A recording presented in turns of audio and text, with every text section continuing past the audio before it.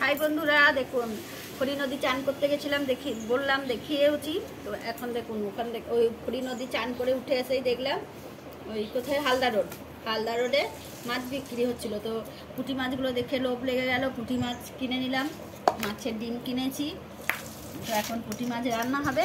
আমি শুধু একটা টিপস দেখাবার জন্য ভিডিওটা করছি। তো দেখুন মাছটা কিন্তু নুন দিয়ে দিয়েছি।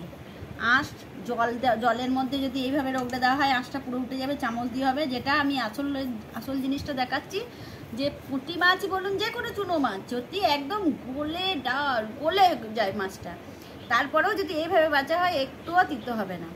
এই যে এইখানটা রয়েছে দেখেছেন, এই থুতনির এই জায়গাটা পুরোটা কিন্তু উড়িয়ে দিতে হবে।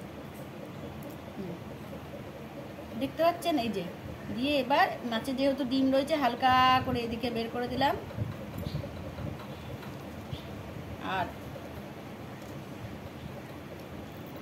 কানকোটা কিন্তু এইভাবে টিপে দিলে কানকো বেরিয়ে চলে আসছে, বেরিয়ে চলে এলো। আবার কেউ যদি মন করেন এইভাবে কানকো ছাড়িয়ে নেব, সেটাও ছাড়াতে পারেন।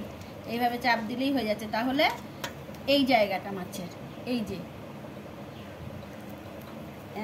এটা এই দিক থেকে এটা উড়িয়ে দিতে হবে, এদিক থেকে ওটা উড়িয়ে দিয়ে এবার টিপে বের করে দিতে হবে। মাছটা কিন্তু যতই গলা হোক, যদি গলেও যায় তাহলেও কিন্তু তো হচ্ছে না। তো ঠিক আছে, করবেন অবশ্যই। আর টিপসটা কেমন লাগলো বলবেন। আশা করি অনেকেই জানেন, এখন তো কিছু না জানার কিছু নেই, আশা করি জানেন। হলো মন হলো দেখিয়ে দিলাম। তো ঠিক আছে, টাটা।